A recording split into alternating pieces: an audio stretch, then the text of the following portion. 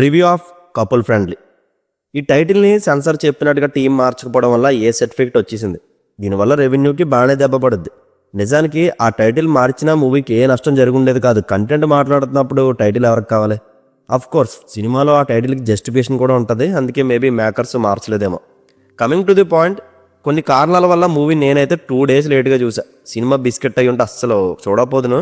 But positive talk రావడంతో వీలు చూసుకుని మూవీకి వెళ్తే 2 గంటల సేపు నన్ను సాటిస్ఫై చేసింది. నచ్చింది నాకు మూవీ. బేసిక్గా దీని మీద కొంచెం కూడా ఎక్స్పెక్టేషన్స్ లేవు. అండ్ మీరు నమ్మరు, ట్రైలర్ నేను చూడడం కానీ రివ్యూస్ తెలుసుకోవడం కానీ ఏమీ చేయలే.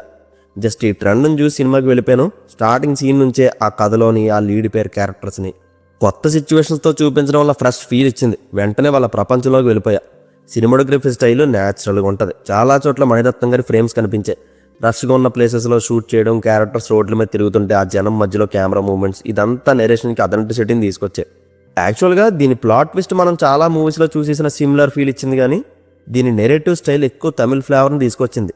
ఈ అశ్విన్ తమిళ్ డైరెక్టర్ అవడం వల్ల ఎక్కడ నేటివిటీని వదలలేదు. ఫస్ట్ ఈ స్క్రిప్ట్ తమిళ్లోనే రాసుకున్నారంట, తర్వాత తెలుగు పర్ఫెక్ట్ ట్రాన్స్లేట్ చేసి డైలాగ్స్ తెలుగులో రాసుకున్నారు. అండ్ ఇది లవ్ స్టోరీస్లో రెగ్యులర్ థీమే. అంటే హీరో హీరోయిన్ ప్రేమించుకోవడం, ట్రాజడీతో విడిపోవడం, ఎక్సెట్రా ఎక్సెట్రా, ఇవన్నీ నాకేం కొత్తగా అనిపించలేదు. కానీ ఫస్ట్ హాఫ్లో లీడ్ పేరు కలిసే విధానం, వాళ్ళ బిహేవియర్, లుక్స్, ఒక చిన్న ఎమోషన్, డైలాగ్స్, అక్కడక్కడ ఫన్, అప్పుడప్పుడు ఇంటిమేసీ, ఇదంతా సూపర్గా వర్క్ అయింది. ఫస్ట్ 1 hour అయితే ఒక ఫ్లోలో వెళ్ళిపోయింది, ఎక్కడ బోర్ అనిపించలేదు. కానీ సెకండ్ హాఫ్ వచ్చేసరికి లవ్ ఎమోషన్ని చాలా వరకు దారి మళ్లించేసి ఫ్యామిలీ ఎమోషన్ని తీసుకొచ్చేసారు. అది నాకు అసలు నచ్చలేదు. సెకండ్ హాఫ్ కంప్లీట్గా హీరో హీరోయిన్ ఎమోషన్ మీద వెళ్ళిపోయి ఉంటే సూపర్గా వర్క్ అయ్యేది. అలా కాదని లవ్ని డిస్టర్బ్ చేసేలా స్క్రీన్ ప్లే రాసుకున్నారు. ఇదే నా వరకు మేజర్ ప్రాబ్లం. బట్ మళ్ళీ లాస్ట్ 20 minutes దాని ట్రాక్ అది వచ్చేస్తుంది. మంచి హార్ట్ ఫెల్ట్ మూమెంట్స్ వస్తుంది. అండ్ సంతోష్ శోభన్ గారి పర్ఫార్మెన్స్ మెయిన్ ఫ్యాక్టర్ సినిమాకి. భలే న్యాచురల్గా చేస్తాడు అతను. తన కెరీర్ అంతట్లో యాక్టింగ్ వేసి ఈ సినిమా నాకు బాగా నచ్చింది. హీరోయిన్ మానస కూడా ఆ పాత్రలో లీనమయ్యేలా చేస్తుంది. వీళ్ళిద్దరు కెమిస్ట్రీ ఈ సినిమాని నిలబెట్టిందని చెప్తా. అండ్ ఇంకా ఆదిత్య రవీంద్ర గారి మ్యూజిక్ చాలా బాగుంటుంది. సాంగ్స్ ప్లేస్మెంట్ బాగుంటుంది. ఆ సాంగ్స్ కూడా బాగుంటాయి. బ్యాక్గ్రౌండ్ స్కోర్ కూడా బాగుంటుంది.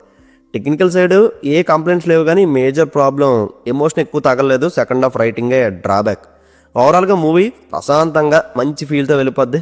2 గంటల డ్యూరేషన్లో వాళ్ళు చెప్పాలనుకున్న కథని చాలా నీట్గా హానెస్ట్గా చెప్పేశారు. Don't miss it. దీనికి నేను ఇస్తున్న rating 2.75 out of 5. Adult content ఉంటుంది కాబట్టి ఫ్యామిలీతో వెళ్ళొద్దు. See you in the next video. Take care friends. Thank you. Tata.